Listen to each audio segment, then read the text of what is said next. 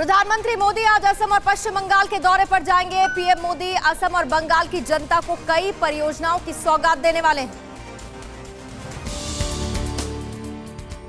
BJP के mission Bengal और एक बार फिर से असम विजय का सपना साकार करने के लिए प्रधानमंत्री नरेंद्र मोदी आज असम और बंगाल के दौरे पर जाएंगे। सुबह असम के धेमाजी पहुंचने के बाद पीएम मोदी असम की जनता को रिफाइनरी, गैस कंप्रेशर स्टेशन और इंजीनियरिंग कॉलेज की सौगात देंगे। असम दौरे के बाद पीएम मोदी सीधे पश्चिम बंगाल के हुगली पहुंचकर जनसभा को संबोधित करेंगे। हुगली में पीएम मोदी कई रेलवे परियोजनाओं का उद्घाटन करेंगे। नुआपाड़ा से दक्षिणेश्वर तक जाने वाली कोलकाता मेट्रो की उत्तर दक्षिण लाइन के विस्तार का उद्घाटन करने के साथ पीएम मोदी के बंगाल दौरे का समापन हो जाएगा। तो वहीं चीन और रूस को सबक सिखाने के लिए सुपर पावर अमेरिका सबसे ताकतवर B-21 न्यूक्लियर बॉम्बर बनाने में जुटा हुआ है। चीन और रूस से टकराव के बीच सुपर पावर अमेरिका एक ऐसा महाशक्तिशाली B-21 स्ट्रेटेजिक न्यूक्लियर बॉम्बर बना रहा है जो पलक झपकते ही दुश्मन के मंसूबे को नाकाम करने के साथ ऐसी तबाही मचाएगा कि सब कुछ मिट्टी में मिल जाएगा। अमेरिका अपने सबसे ताकतवर B-21 न्यूक्लियर बॉम्बर में स्टील टेक्नोलॉजी का प्रयोग कर रहा है जिसे रूस की सबसे ताकतवर S-400 डिफेंस सिस्टम का रडार भी नहीं पकड़ पाएगा। किलर मिसाइलों से लैस अमेरिका का महाविनाशक B-21 न्यूक्लियर बॉम्बर चंद सेकंड में कई महानगरों को खाक में मिला देगा। अमेरिका के पूर्व राष्ट्रपति डोनाल्ड ट्रंप व्हाइट हाउस से बाहर आने के बाद पहली बार 28 फरवरी को राजनीतिक मंच पर नजर आएंगे।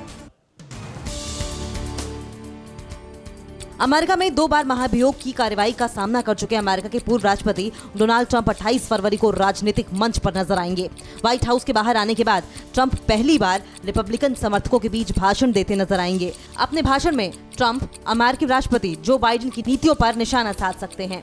28 फरवरी को ऑरलैंडो, फ्लोरिडा में होने वाले कंजर्वेटिव पॉलिटिकल एक्शन कॉन्फ्रेंस के अंतिम दिन जब ट्रंप अपने समर्थकों के बीच बयान देंगे, बाइडेन के कट्टर विरोधी ट्रंप अमेरिकी सरकार की नीतियों पर निशाना साधेंगे।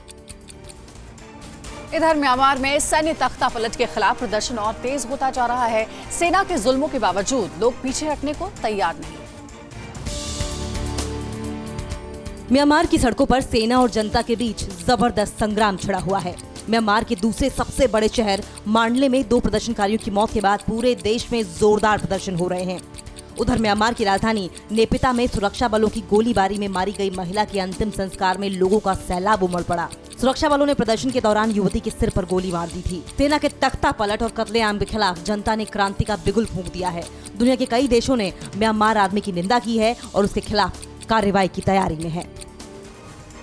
महाराष्ट्र में कोरोना के बढ़ते मामलों ने सरकार की चिंता बढ़ा दी। महाराष्ट्र में पिछले कुछ दिन से लगातार 5000 से ज्यादा मामले आ रहे हैं। देश में कोरोना के मामले कम हो रहे हैं। इसी बीच महाराष्ट्र के कई शहरों में कोरोना ने दोबारा कहर बरपाना शुरू कर दिया है। कोरोना के बढ़ते मामलों ने सरकार की टेंशन बढ़ा दी है।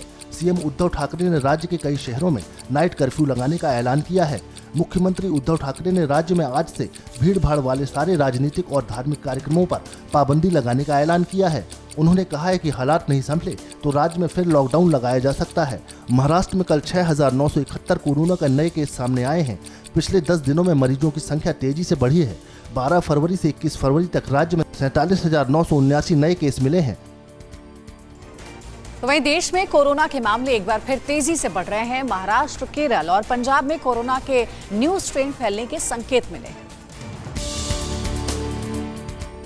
कुछ दिनों से कोरोना के मामलों में कमी आने से लोगों से कोरोना का खौफ धीरे धीरे खत्म हो रहा है, जिसकी वजह से लोग लापरवाही करने लगे थे। इसी बीच एम्स के डायरेक्टर डॉक्टर रणदीप गुलेरिया ने लोगों को हिदायत दी है। डॉक्टर गुलेरिया ने जयपुर लिटरेचर फेस्टिवल में कोविड सेशन में कहा कि कोरोना भी खत्म नहीं हुआ है, वैक्सीन के बाद कुछ बचा सकता है तो सावधानी, स्वच्छता, सोशल डिस्टेंसिंग जैसी आदतों को जारी रखने की जरूरत है। इसके अलावा डॉक्टर गुलेरिया ने महाराष्ट्र, केरल और पंजाब में बेवजह यात्रा नहीं करने की सलाह दी, क्योंकि इन तीनों राज्यों में कोरोना के न्यू स्ट्रेन के मामले मिल रहे हैं।